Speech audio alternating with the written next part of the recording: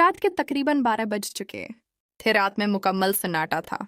कमरे में मेरी बीवी थमीना और उसकी बहन रिफत मौजूद थीं।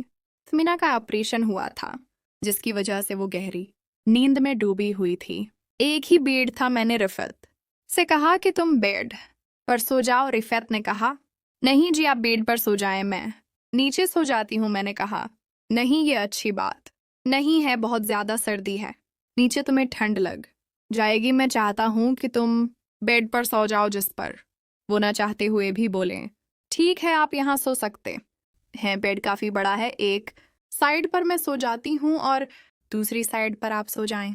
मैंने उसकी बात मान ली, मगर अब मेरे दिल में अजीब अजीब ख्यालात आने लगे थे। मैं ऐसा कुछ सोचना नहीं चाहता था, मगर काफी दिन हो गए थे मैंने कोई ऐसा काम नहीं किया था। अब मैं सो रहा था। रिफत, जिसकी उम्र तकरीबन 18 साल थी, वो जवान थी, खूबसूरत थी। वो अपनी बहन की खिदमत के लिए हमारे घर आई थी और अब मेरे साथ ही अस्पताल में आई थी। इसलिए मैंने कभी उसे उस निगाह से नहीं देखा था, मगर अब शायद मेरा दिमाग भी खराब हो रहा था। मैं भी अब उसके बारे में सोचने लगा था। एक तरफ वो सो रही थी और दूसरी तरफ मैं सो रहा था।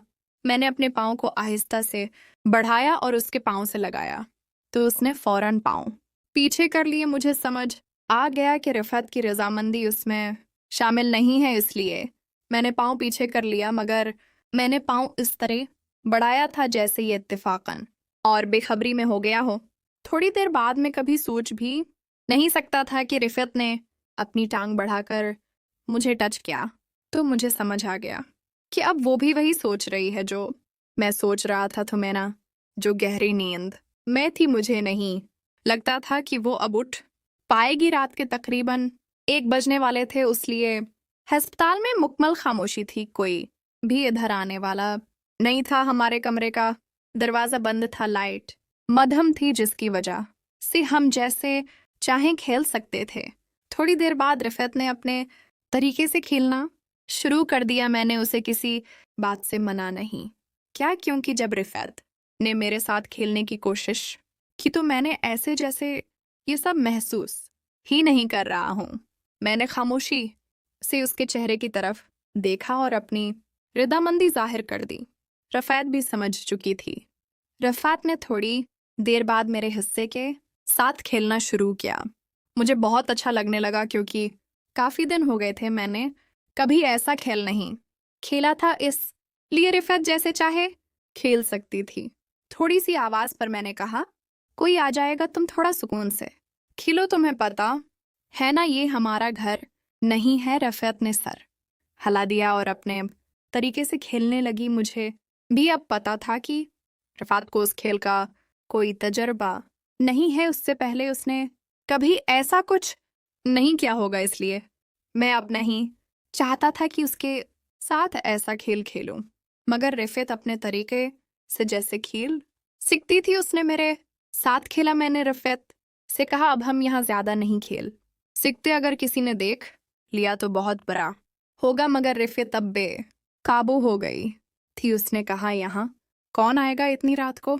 कोई आने वाला नहीं, और मैं बता रही हूँ कि अब मैं ये खेल खेले बगैर नहीं रह सकती। मुझे नहीं पता, मैं अब आपके साथ मुकम्मल तौर पर खेलना चाहती हूँ। मैं खुद भी बहुत हैरान था। मुझे अब रफ़ात ने एक अच्छी सी पोजीशन बनाकर दे दी थी। रफ़ात ने कहा, अब बस थोड़ा ख्याल रखें कि मुझे कोई परेशानी ना हो। मुझे अब इस बात का भी डर था कि कहीं तमीना उठ ना जाए। अगर तमीना ने देख लिया तो सब ख़त्म हो जाएगा। मैंने तमीना से मोहब्बत की थी। तमीना से मेरी पसंद की शादी थी, और अक्सर रफ़ात हमारी जोड़ी पर रशक करती थी और कहती थी कि आप लोग खुशकिस्मत हैं कि एक दूसरे की मोहब्बत मिली है। और अक्सर रफ़ात मुझसे मजाक भी करती थी, मगर आज नहीं पता था कि रफ़ात और मेरे दरमियान ऐसा ताल्लुक बन जाएगा। रफ़ात काफ़ी हद तक अपने मकसद में कामयाब हो चुकी थी। रफ़ात जो चाहती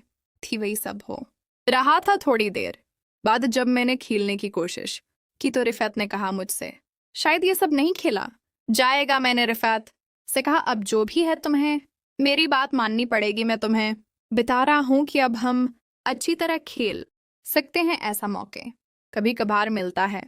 समीना को पता चल गया तो बहुत बुरा होगा, इसलिए तुम्हें अब ये सब मुकम्मल तौर पर खेलना है। मैं तो चाहता हूँ कि हम दोनों तरीकों से खेलें।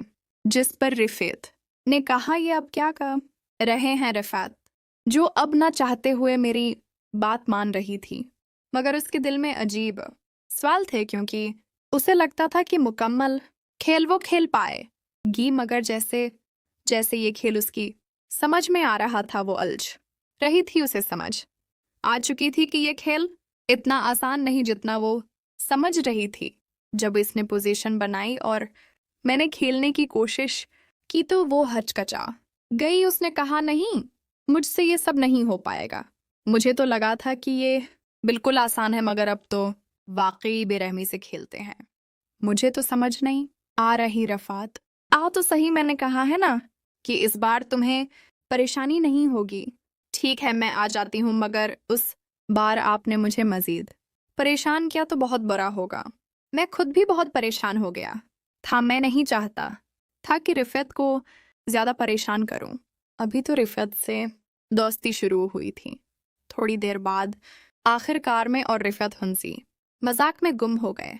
रिफत से मैंने कहा, अब तुम्हें कैसा लग रहा है? रिफत ने कहा, अब मुझे बहुत अच्छा लग रहा है। रिफत ने अब कहा कि अब जैसे चाहें खेल सकते हैं। मुझे अब खेलना आ गया है। मुझे अब किसी किस्म की परेशानी नहीं है। जैसे जैसे मैं खेल रहा था, रिफत के चेहरे से खुशी साफ नजर आ रही थी। रिफत ने एक बार फिर कहा, समीना की तो वाकई मौजें लगी हुई हैं। आप वाकई उनके साथ ऐसे खेलते हैं। मैंने कहा, हाय रिफत और मैं तो अब अच्छे दोस्त बन चुके थे ना। रिफत से मैं कोई बात नहीं छिपाना चाहता था, इसलिए मैंने रिफत को सब कुछ बता दिया कि मैं थमेना के साथ कैसे खेलता हूँ, और वो अब मेरा साथ दे रही थी।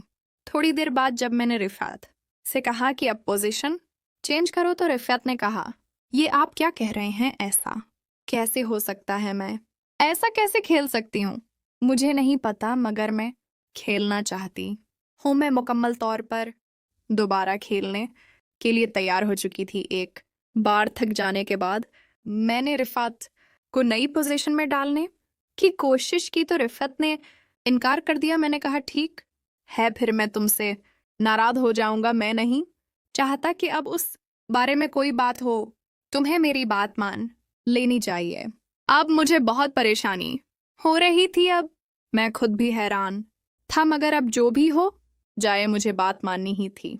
थोड़ी देर बाद रिफत मेरी बात मान चुकी थी और बिल्कुल अच्छी सी पोजीशन में आ चुकी थी। मैंने कोशिश की, मगर मुकम्मल तौर पर सही तरीके से नहीं खेल पाया।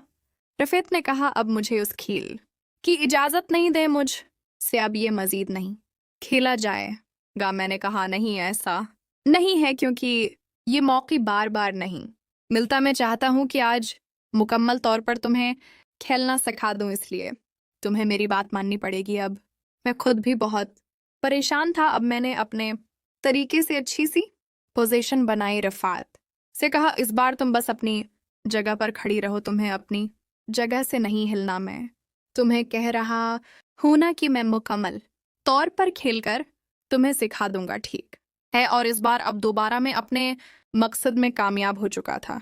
थोड़ी देर रिफत को भी परेशानी बर्दाश्त करनी पड़ी, क्योंकि उसे खेल की अभी तक पूरी समझ नहीं आई थी। थोड़ी देर बाद जब वो खेल समझ चुकी थी, तो थोड़ी देर बाद उसे भी खुशी होने लगी थी। उसके बाद हम दोनों थक चुके थे और इस तरह हमारी ये रात गुजर गई। सुबह होने वाली थी। अस्पताल में अब आहिस्ता आहिस्ता लोगों की आवाजें आने लगीं। थमीना अब भी गहरी नींद मैं थी, मगर मुझे डर था कि अगर वो उठ गई तो क्या होगा। रिफत अब मेरे करीब लेटी थी। उसका चेहरा खुशी से चमक रहा था, मगर आंखों में थोड़ा सा शर्मिंदगी भी थी।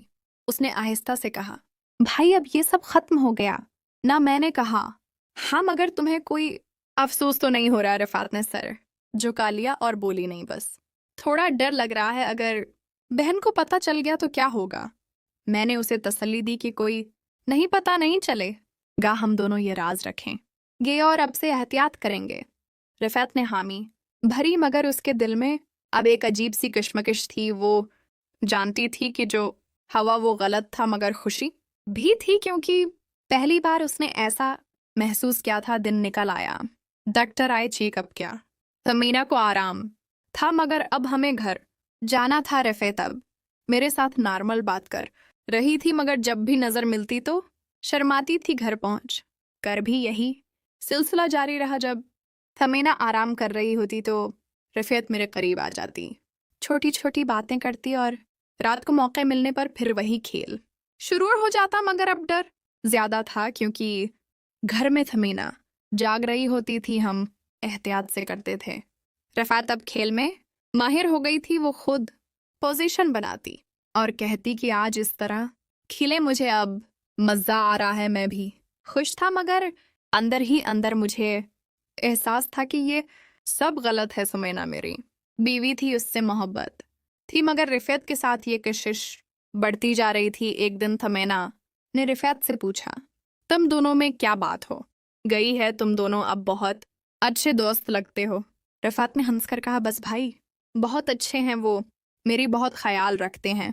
समीना मुस्कुराई, मगर मुझे लगा कि शायद उसे शक हो रहा है। हमने फैसला क्या कि अब थोड़ा फासला रखेंगे, मगर दिल तो दिल था। रात को मौका मिलते ही रिफात कमरे में आ जाती और फिर वही शुरू हो जाता। ये सिलसिला जारी रहा, मगर एक रात जब हम खेल रहे थे, समीना अचानक जाग गई और कमरे की तरफ आई। हम दोनों घबरा गए। रिफात जल्दी से छप गई, मगर समीना ने देख लिया। उसने पूछा, ये क्या हो रहा है? रिफात रो पड़ी और कहने लगी, बहन, ये सब मेरी गलती है, मैंने शुरू क्या था। समीना का चेहरा सफेद पड़ गया। उसने मुझे देखा और कहा, तुमने मेरी बहन के साथ ये सब किया? मैंने सिर झुका लिया और माफी मांगी, मगर समीना रो रही थी। उसने कहा, तुम दोनों ने मेरा घर तबाह कर दिया। रिफात ने कहा, बहन, मुझे माफ कर दो, मैं नहीं जानती थी कि ये गलत है। समीना ने कहा, अब तुम दोनों यहाँ से निकल जाओ, मैं अकेली रहूंगी। ये देख कर मेरा दिल टूट गया, घर बिखर गया, रिश्ता टूट गया, और जो खुशी थी वो दर्द में बदल गई। दोस्तों, ये कहानी हमें ये सबक देती है कि जज्बात में बहकर गलत कदम मत उठाओ। रिश्तों की हदूद को पार करने से पहले सोचो कि अंजाम क्या होगा। घर की इज्जत और मोहब्बत सबसे अहम है। अगर कोई कमी है तो बातचीत से हल करो, ना कि गलत रास्ता अपनाओ, क्योंकि एक गलती पूरा खानदान बर्बाद कर सकती है। हमेशा एहतियात करो और अपने जज्बात पर काबू रखो, ताकि जिंदगी खुशगवार रहे और रिश्ते मजबूत बने।